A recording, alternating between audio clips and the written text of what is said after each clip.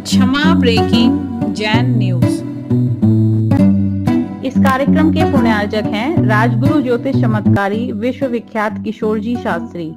समस्या कैसी भी हो, समस्याओं का समाधान एक ही बार में, 100% गारंटी से निवारण। फैमिली प्रॉब्लम, व्यापार बिजनेस में नुकसान, सगाई शादी में रुकावट, फंसे हुए पैसे, डिवोर्स समस्या एवं अन्य समस्याओं के समाधान के लिए एक बार कॉल अवश्य करें। Mobile number 7715029205, 9529159064, 8799822007। ब्रांच पुणे एवं मुंबई।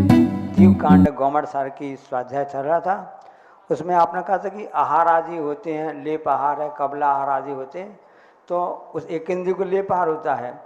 और जब बैया व्रती के निमित्त से साधुओं की, त्यागी व्रतियों की तिल, घी या मिट्टी की पट्टी या पानी की पट्टी लगाए जाते हैं, तो कई लोग कहते हैं लेप आहार है, लेप आहार है। ये कहाँ तक उचित है?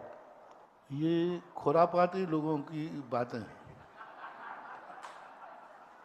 उनको फिर हमारी भाषा में समझाना पड़ेगा। उनको आगम की भाषा तो समझेंगे नहीं। कुछ लोग कहते हैं आगम की भाषा नहीं समझते, सुधा सागर की भाषा में समझते थे।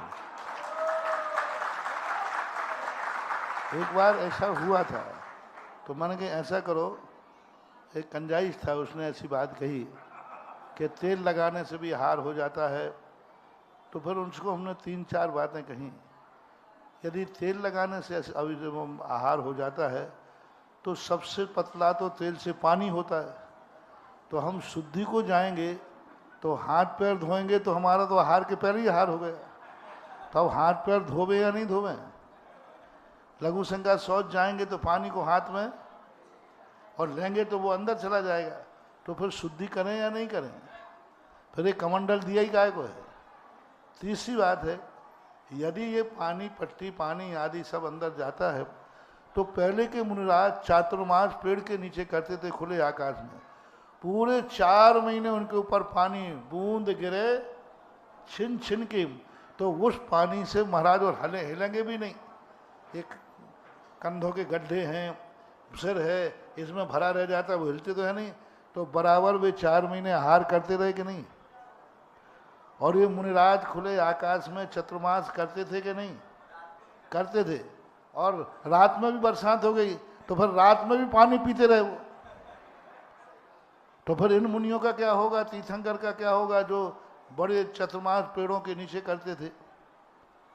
यदि ऐसा होता तो भगवान कह देते कि नहीं, बरसात के दिनों में बाहर खड़े मत होना, नहीं तो तुम्हें पानी पीने का डोज लगेगा। तो उसका जवाब।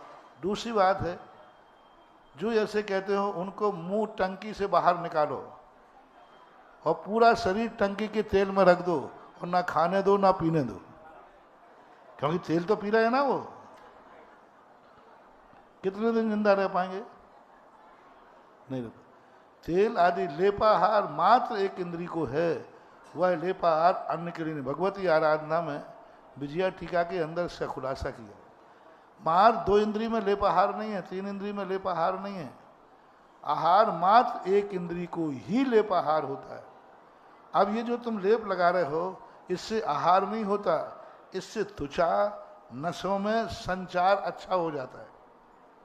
यदि आप तेल लगा देंगे तो नसें आदि ठीक हो जाएंगी, लेकिन वो सप्त धातु रूप परिणत, जब तक कोई भी भोजन सप्त धातु रूप परिणत ना होगा तब तक वो नहीं माना जाता।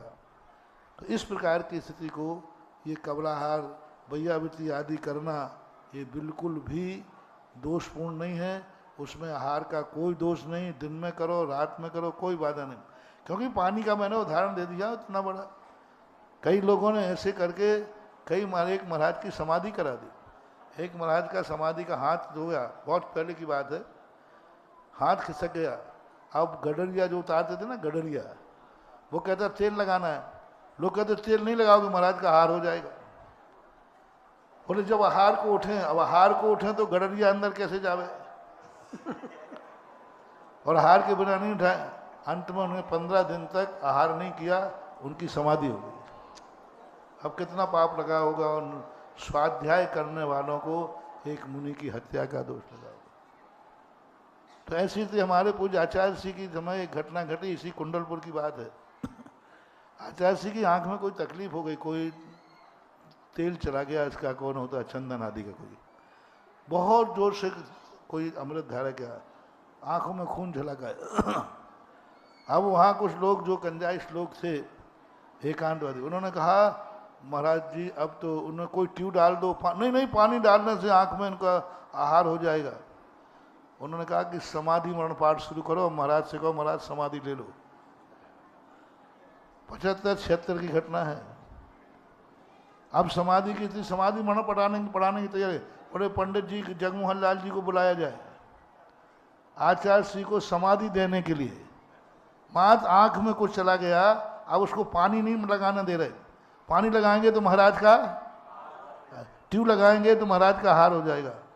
अब आचार्य श्री उस समय नए नए थे, आंख बंद करके बैठ गए और ये समाधि की तैयारी शुरू हो गई। इतने में एक लाहिरी करके बाबा जी थे, लाहिरी बाबा, भगवान दास लाहिरी, वो सामायिक करके आए 1:30 बजे। तो ये लोग सब बैठे महाराज के लिए कुछ ना कुछ सुना रहे। तो लाहिरी जी ने कहा कि भाई क्या कर रहे हो? बोले ऐसे ऐसा बात हो गई ऐसे। बोले तुम मूर्ख हो, आहार करने की बात कर रहे, जवान साधु को मारोगे, इसमें समाधि लेगा? तुरंत उन्होंने पटेराज से कहीं से डॉक्टर बुलाया। डॉक्टर ने आँख का पिचकारी होती ना, वो तुम्हारे इंजेक्शन की पिचकारी से आँख को धोई, यूं करके आँख को धोया, ट्यूब लगाया, आचार्य जी बच गए। बोलो कितना दोष लगा? अरे मैंने कहा ऐसे लोग मुझे मिले, क्योंकि आचार्य चले जाए तो हम लोगों का क्या होता। अब बोलो कितना अनर्थ, कितना विवेकहीन। आंख के अंदर पानी चला जाएगा या ट्यूब, पर कुछ नहीं किया उसने, जो तेल था वो धो दिया और ट्यूब, आचार्य की आंख ठीक हो गई। अब बोलो आप लोगों से पूछता हूँ, वो धो दी तो ठीक किया कि गलत किया? उस अवस्था में मरण को प्राप्त हो जाते, समाधि मरण की तैयारी कर रहे। तो ऐसे विवेकहीन होते हैं कि तेल आदि लगाने से आहार हो जाता है, ये मूर्ख हैं, आगम के ज्ञाता नहीं हैं। ऐसे लोगों को पकड़ करके मुंह बाहर निकालकर टंकी में रख देना चाहिए।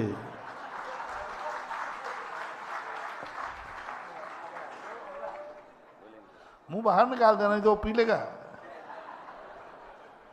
आगे मुझे नियम है कबलाहार, लेपाहार, उनका मनसाहार जो तेजाहार है। अपन को कितनी गर्मी दी जाए, आहार में नहीं आई, वो अंडे को ही रोगा।